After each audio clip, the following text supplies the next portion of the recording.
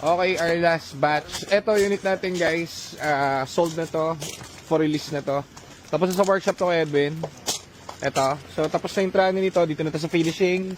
Anong nakita natin sa kanya? Finishing niya is yung mga anik-anik niya. So, of course, syempre, bagong radiator. Hindi natin pababayaan yan. Ito, pwede pa yung radiator niya. Kaso lang, baka kasi after a year or 2, baka magka-problema siya sa radiator. So, palitan natin bago para wala na siyang isipin.